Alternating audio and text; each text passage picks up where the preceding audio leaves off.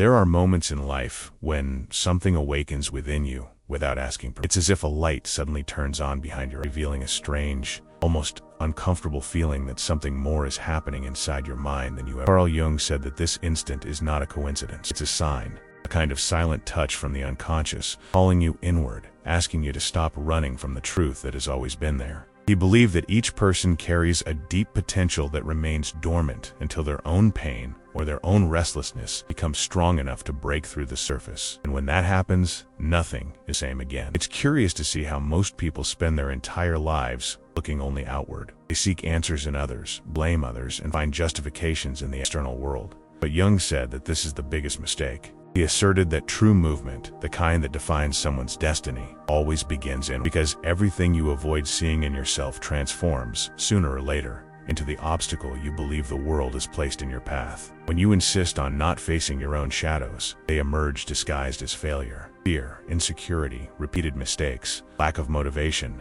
and that suffocating feeling that you were born for something greater, but can't access it. And it is precisely at this point, at the intersection of desire and resistance, that the mind reveals its most mysterious aspect. Jung said that the human soul tries to speak to you all the time, but most have learned to ignore this inner voice because it is not comfortable, not easy. It doesn't offer you shortcuts, it offers you mirrors, and the mirror always demands sincerity. Have you ever noticed how, when you are about to do something that really matters, a voice tries to pull you back? A doubt that arises out of nowhere, an irrational fear, a thought saying, not now, it's not the time, this is. Jung explained this as the unconscious trying to protect you from what you don't yet understand. But he also presented an even more intriguing idea. This same force that pulls you back is the one that holds your greatest power. The human mind, he said, is a system of living symbols. Nothing is there by chance. Nothing repeats itself without frightens you without function. Jung believed that every intense emotion, every recurring dream, every feeling of deja vu, every blockage you face, carries a message that can only be deciphered if you have courage to look, even when it seems dangerous. And perhaps the most disconcerting thing is realizing that what you avoid most is precisely what can liberate the life you have been trying to achieve for years. But before this understanding becomes clear, a curious phenomenon occurs. Some people feel as if they are being called to something they can't explain. Others experience a growing discomfort with their own routine, as if the world has shrunk around them. Still others perceive repetitive signs, strange coincidences, internal sensations that seem to guide them silently. Jung called this phase the initial movement of the psyche, the first step on the journey he believed to be the most important in human existence, the return to the unconscious, the reunion with who you truly are. This is where the first provocative question arises. If this inner calling exists, and you know it does, why do so many people continue living as if there were nothing beyond what they can see?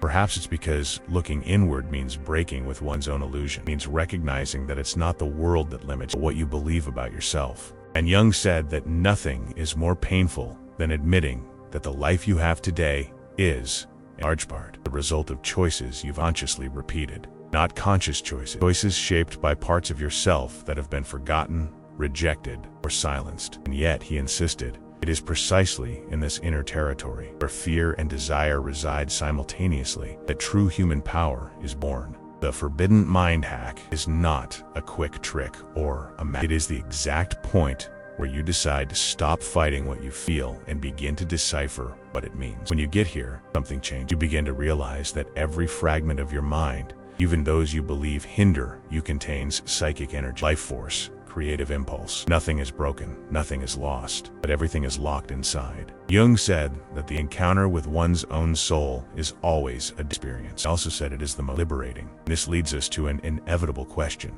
What is trying to awaken within you right now? What is asking to be seen? What is your mind trying to show you through this restlessness you feel when you think about the future? Perhaps you don't have the answers yet. That's okay. The beginning is never about it. It's about willingness. The truth is that each person carries enormous potential hidden beneath layers of fears, inherited mental images, misinterpretations of the unconscious tries to push this potential to the surface all the time. But awakening only happens when you decide to stop running from your depths, when you realize that there is something greater within you trying to emerge, something that can no longer be ignored. This is where the narrative changes. This is where the awakening begins. And if you've read this far, it means that something inside you has already begun to move, perhaps subtly, perhaps forcefully, but it has begun. And Jung said that when the unconscious moves, it doesn't go back. It's curious to realize how everyday life, with all its apparent simplicity, hides deep layers of meaning that we rarely see. Carl Jung said that the human mind constructs its own symbolic scenarios long before consciousness realizes what's happening. He believed that there is no chance in the way you live. Small common events, a delay, a conversation that affects you, a problem that keeps coming back, are often direct manifestations of the unconscious trying to express itself. Sometimes a seemingly banal situation is enough to reveal that there is something inside you that is locked, trying to emerge. Certainly experienced moments like this, waking up with a feeling you can't explain, a restlessness follows your body like a shadow, or out of nowhere, you find yourself reflecting on old decisions you thought were already resolved. Or you feel there's an invisible limit preventing you from moving forward, even when everything in your life seems technically organized. Jung said that this feeling is not fantasy. It's the deep mind pointing to the divergence between what you want consciously and what you believe. Imagine, for example, someone trying to build a new life. The person wakes up every day determined to change, but a subtle yet powerful voice emerges in the back of their mind saying they are not enough, that this is not for them. And without even realizing it, this voice alters they procrastinate on starting projects, miss opportunities due to insecurity, accept less than they desire because they believe they cannot do more than that. No one sees this process happening from the outside, but Jung would affirm that this is one of the most intense battles, the struggle between the image you try to create, image that the unconscious has already fixed about you. And the most intriguing thing is that the unconscious doesn't act like a villain, acts like a guardian, tries to protect you from old pain, risks, from experiences that were once interpreted as threatening. The problem is that this protection, although well-intentioned, ends up building an invisible prison. Jung said that the psyche creates defense mechanisms that are not bad in themselves, but become obstacles right across the line that it still considers dangerous. That's why some people, even desiring something new, continue to repeat old patterns. They're not failing because of incompetence. They are simply trapped in the version of themselves psyche believes safe. This happens in relationships, work, in emotional life, in our deepest. Perhaps you've already felt that you always attract the same type of situation, same argument, same conflict, the same type of person who seems to confirm your insecurities. Jung would explain this simply and profoundly. What you don't make conscious repeats itself as fate. Fate then ceases to be an external force and becomes a reflection of what you don't want to see. And all of this happens so silently that you often mistake this internal mechanism for bad luck, misfortune, lack of opportunity, or constant mistakes. But it's nothing like that. It's just the psyche trying, even if that territory no longer makes sense for who you're trying to become. The most shocking part is realizing how it manifests in practice. Perhaps you've already rejected an opportunity that seemed too good to be true. Perhaps you've felt discomfort upon receiving a compliment. Perhaps you've sabotaged a relationship of being abandoned. Perhaps you've given up on a project when it started to succeed. Jung said that the mind creates resistance when it perceives that you're about to enter unknown territory. It prefers familiar pain to an uncertain future, even if the future is better. And what seems like bad luck or coincidence is actually the psyche placing before you exactly what you need. The friend who irritates you, the fear that paralyzes you, the opportunity that appears at the exact moment, the relapse into an old habit. The feeling of déjà vu. All of this carries symbols that reveal who you truly are and what you have yet to face. Jung stated that external life is not separate from internal life. It is a symbolic mirror of what is happening inside you. But there is an even more mysterious aspect. Jung believed that when the unconscious realizes you're finally trying to wake up, it intensifies the signals. It pulls your attention to the exact points where your identity is fragmented. And this can appear as confusion, tension, anxiety, intense dreams, feelings of repetition, or even as unexpected encounters with people who seem to appear at the right time to say or show you something you need to hear. For Jung, none of this is a coincidence. It is the unconscious trying to reorganize your life from the inside. And this is where the story takes a turn. Because the unconscious is not just an automatic force. It serves, acts, it responds. Jung said that the psyche is alive, dynamic, intelligent. It doesn't want to punish you. It wants to integrate you. It wants you to become whole. But this wholeness only happens when you decide to confront the difference between what you show the world and what you really are when no one is watching. That's why, for Jung, the inner theater is so important. He believed that your mind is like a stage illuminated by a central spotlight. The ego is at the center, acting. But the audience, made up of memories, symbolism, hidden desires, old fears, rejected parts of yourself,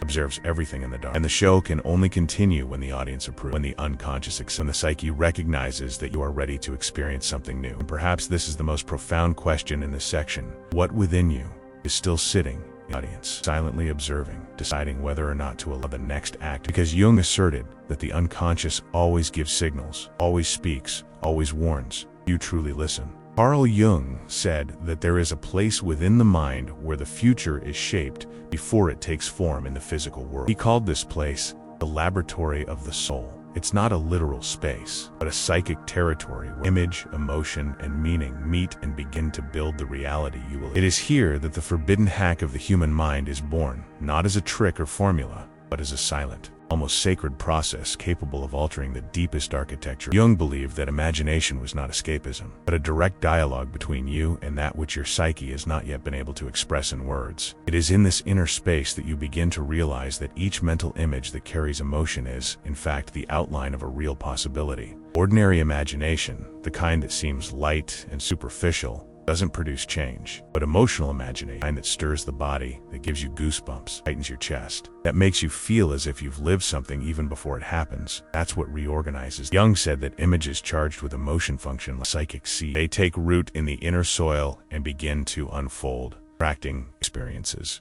opportunities, intuitions, external movements that seem like coincidence, but aren't. When you imagine something with enough force, the deep mind acts as if it were remembering something that hasn't happened yet. It responds as if it were an old memory instead of a future desire. But what makes some images gain strength while others dissolve into Jung explained that emotional intensity acts psychic glue. Everything you've experienced with a strong emotional charge, good or bad, has gained a privileged space in the unconscious. That's why traumas are remembered clearly, and powerful victories too. The deep mind doesn't distinguish morality, it distinguishes intensity. Therefore, when you create an emotionally charged vision of the future that you feel in your muscles, your chest, stomach, it begins to compete with the old patterns that imprison you. But here, an inevitable question arises. If emotional imagination is so powerful, why do so few people manage to use it? Perhaps because they were never taught to feel while imagining. Perhaps because we learned to think too much, feel too little. Perhaps because deep down we are afraid of what would happen if we actually became what we would be.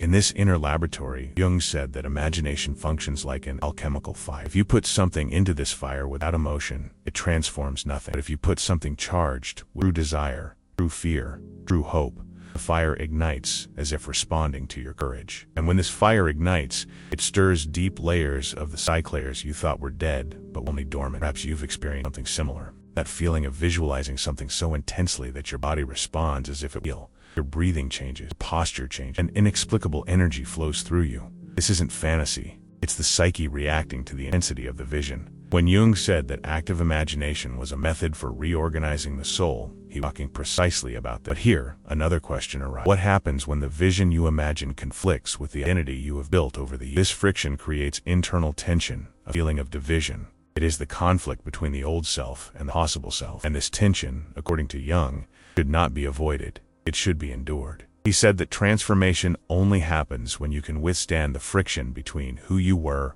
and who you can be, without running away. It is in this friction that the soul creates new forms. Imagine you're trying to visualize a grand life, but your mind responds with shame or fear. Jung would say, this isn't failure. It's the unconscious revealing the discrepancy between old self-image and your shame, fear, doubt. All these are signs that you've entered the territory where transformation happens. But most people retreat precisely at this point as they feel discomfort and interpret that discomfort. It isn't a sign that something profound has begun. And then a third question arises. What exactly within you fears the future you desire? The answer is always the same. The old part that has learned to survive by being smaller than it could be. Jung stated that there is nothing more frightening to the unconscious than the possibility of changing the image you have of yourself. Because changing identity means abandoning patterns that, however painful they may be, are known and seem safe. This is where something unexpected happens. When you continue visualizing, feeling, imagining with emotion, even in the face of resistance, the deep mind begins. Little by little, it accepts the new image as plausible, then as probable, and finally, inevitable. And when this change occurs, the entire psyche reorganizes itself to defend this new vision. Intuition changes, choices change, courage increases, coincidences multiply. It's as if the universe begins to align itself without asking. And then suddenly you realize something disconcerting. The future you imagined has already begun to manifest itself before it has even been achieved. Carl Jung said that no one traverses their own mind without first encountering what they have always tried to avoid. This idea may seem poetic, But it reveals itself brutally when we observe how the shadow manifests itself in daily life without us realizing it. Jung stated that the shadow is not simply the dark side, but everything that you do not admit, do not recognize, or do not allow to exist within yourself. And the most intriguing thing is that this hidden part does not remain still. It acts, it moves, it interferes. It silently shapes life, like an invisible director choosing the plot while you pretend to be just the main actor. There are curious accounts of people who, without understanding what was happening, began to notice repetitive patterns that seemed like coincidences, but were too specific to be chance. One woman recounted that she always abandoned relationships shortly before they became deep, and said she couldn't explain it. Jung would explain that it wasn't fear of the other person, but fear of their own vulnerability, kept in the shadows since childhood. A man reported that whenever a professional growth opportunity arose, he would get sick, nervous, or make silly mistakes that damaged his image. For Jung, this wasn't bad luck. It was the shadow trying to protect him from a level of responsibility that the unconscious still associated with pain. These accounts seem improbable. They are more common than you might imagine. Jung said that the shadow always acts in an attempt to protect you from what it once interpreted as a deep mind cannot differentiate between the past and the present. It only reacts to the recorded emotional intensity. And therefore, if you have experienced a significant failure, your shadow will do everything to prevent you from trying again, even if you are now scared. Protection becomes imprisonment. There's a curious story recorded by a disciple of Jung about an artist who, every time he was about to present his work to the public, felt such intense shortness of breath that he had to abandon the event. He said that his shadow associated visibility with humiliation because, in his adolescence, he had been ridiculed for showing his drawings at school.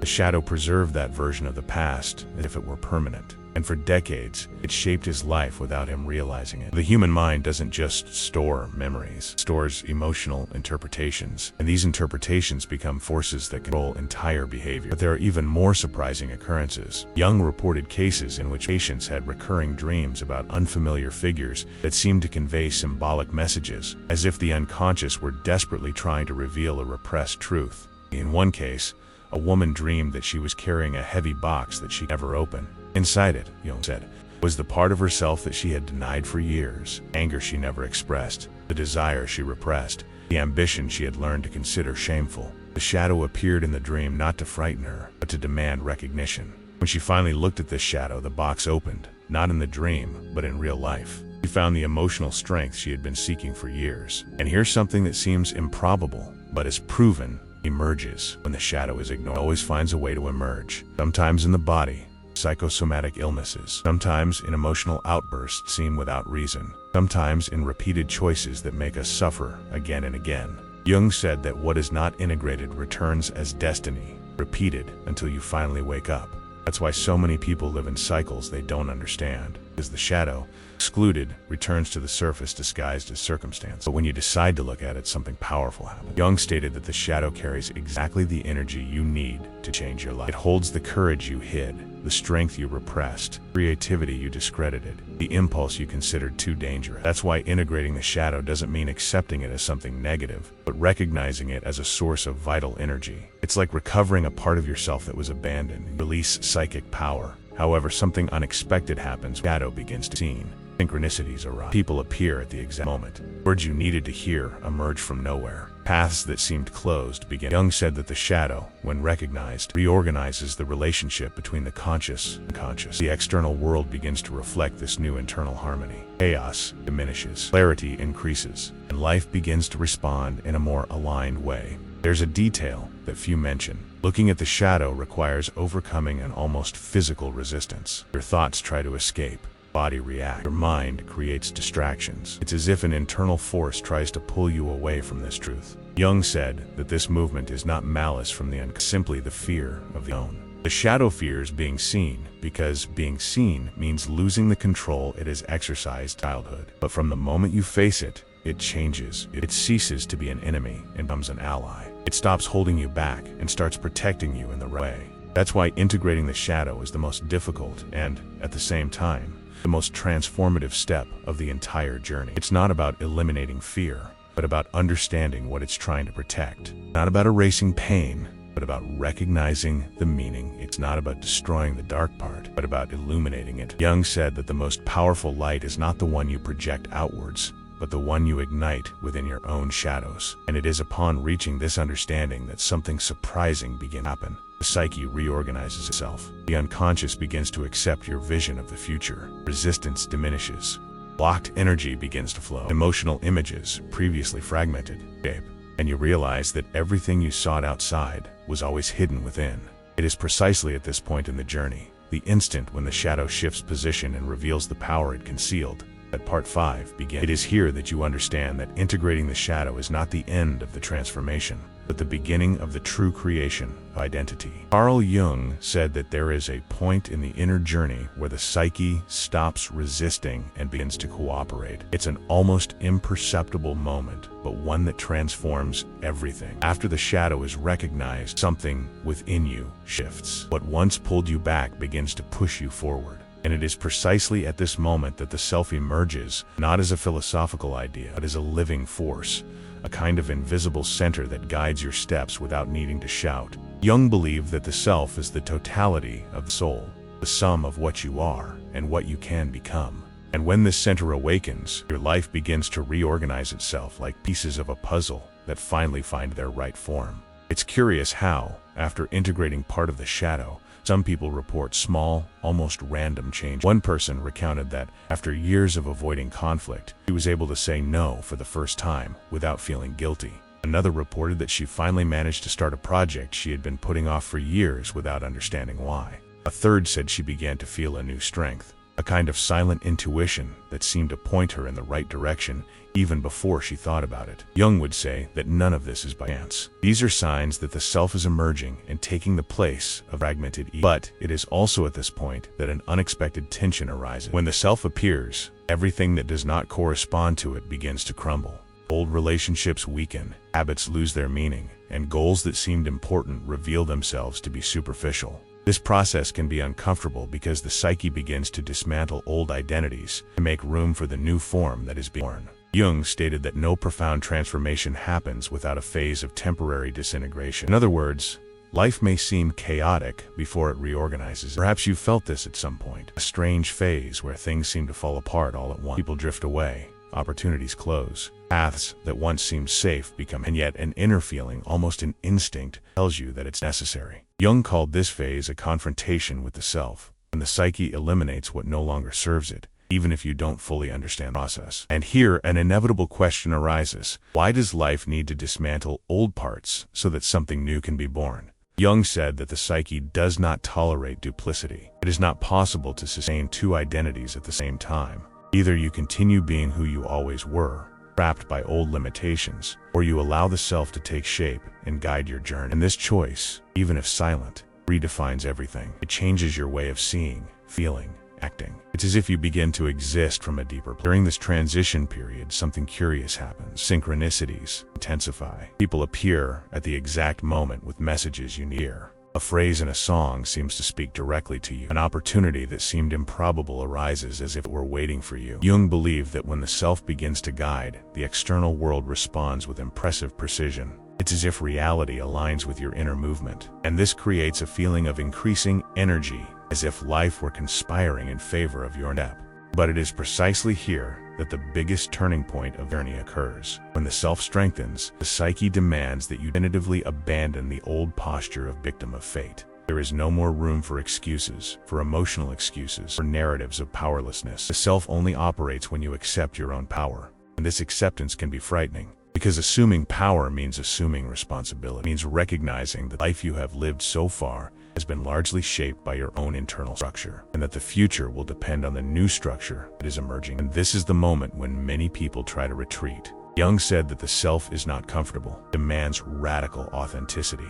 It demands that you abandon masks, inherited habits, repeated stories. And this is not always easy. But paradoxically, it is at this point of discomfort that the greatest power appears. It is at this point that you realize part of you that so feared change is attracted to it. The shadow, once an enemy, becomes an ally. The ego, once fragile, becomes firmer. And the vision, once distant, begins to seem truly possible. Some people describe this phase as suddenly gaining access to a kind of courage they've never felt before. Not explosive courage, quiet, steady, almost inevitable courage. Jung believed that this courage isn't created. It's always been there, hidden behind layers of fear, and the shadow held back this strength for years, believing you couldn't use it. But now, it gives it back. And when that happens, something extraordinary begins to form, a new identity.